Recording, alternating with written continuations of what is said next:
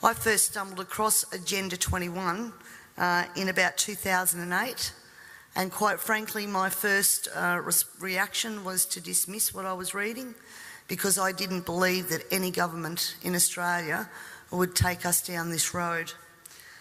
Then I began to see a legislative pattern emerging in Parliament which concerned me greatly, and I also started to see the tenor of legislation that we were passing.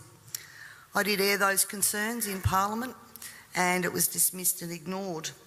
Ladies and gentlemen, the origins of the environmental movement as we see it began back in 1968, when the Club of Rome was formed. The Club of Rome has been described as a crisis think tank, which specialises in crisis creation. The main purpose of this think tank was to formulate a crisis that would unite the world and condition us to the idea of global solutions to local problems.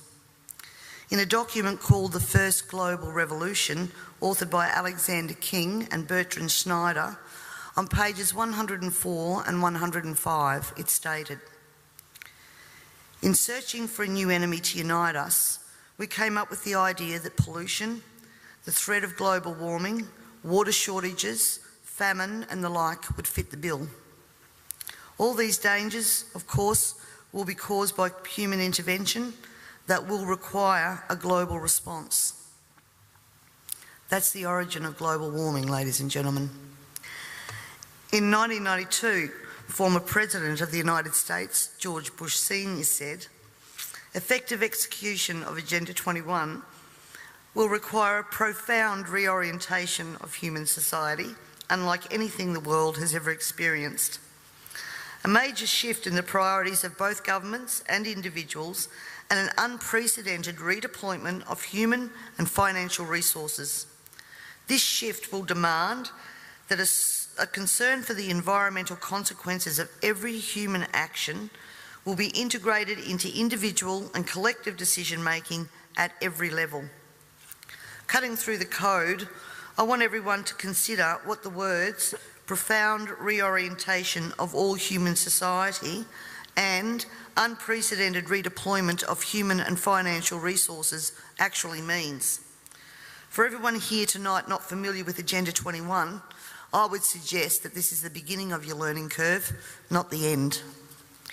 In 1992, Maurice Strong, Secretary General of the UN Earth Summit and member of the Club of Rome, said, "It is clear that current lifestyles and consumption patterns of the affluent middle class, involving high meat intake, consumption of large amounts of frozen and convenience foods, use of fossil fuels, ownership of motor vehicles, small electrical appliances, home and workplace air conditioning, and suburban housing are not sustainable." Put those statements together with the previous one, and it must become clear that Agenda 21 is about controlling every aspect of our lives: how we eat, what we eat, how much we eat, how we move around, food production, the amount of food, and where we even live. Dixie Ray, former Washington State Governor and Assistant Secretary for Oceans and International Environmental and Scientific Affairs, stated, "Agenda 21 seeks to establish a mechanism for transferring the wealth from citizens to the third world. Fear of environmental crisis would be used to create a world government and UN central direction." From a report in the 1976 UN's Habitat 1 conference, "Land cannot be treated as an ordinary asset, controlled by individuals and subject to the pressures and inefficiencies of the market. Private land ownership is also a principal instrument of accumulation and concentration of wealth, therefore contributes to social injustice." In other words, ladies and gentlemen, if you work hard and you exercise good financial management and invest in property, you are contributing to social injustice. And at the same time, Harvey Reuven, Vice Chair of the Wildlands Project, says individual rights will have to take a back seat to the collective.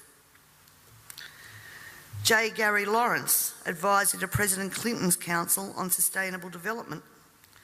Participating in a UN-advocated planning process would very likely bring out many of the conspiracy-fixated groups and individuals in our society, and here we are.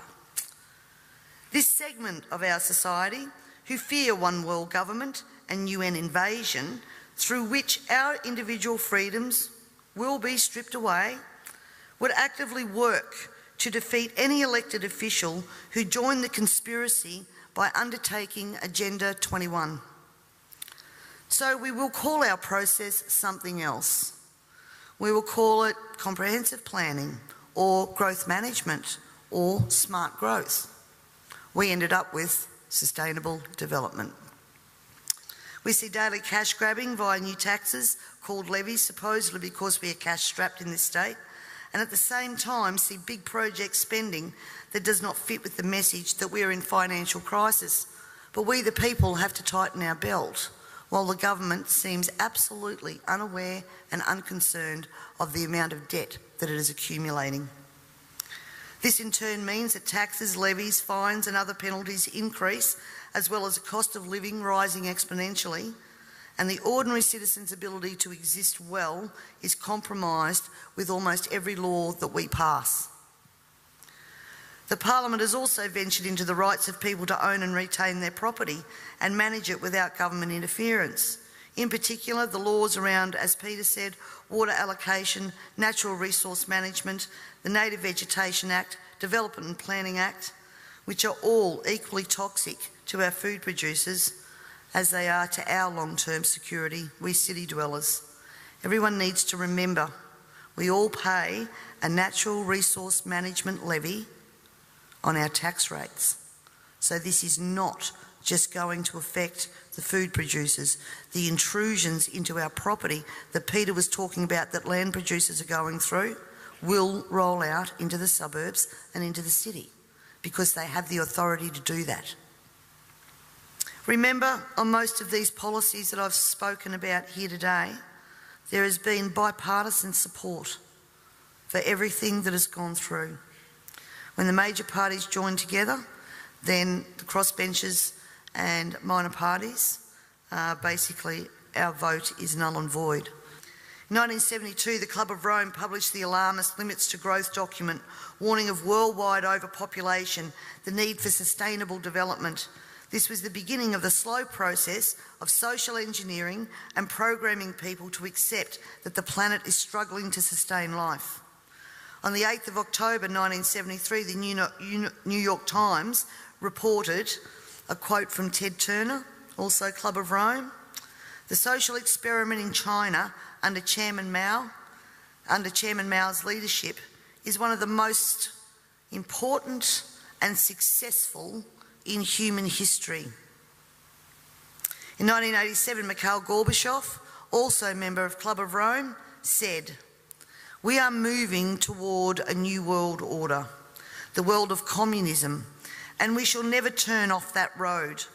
He also quoted in 1996 Monetary and Economic Review on page 5, "The environmental crisis will be the international disaster that will unlock the new world order, one world government."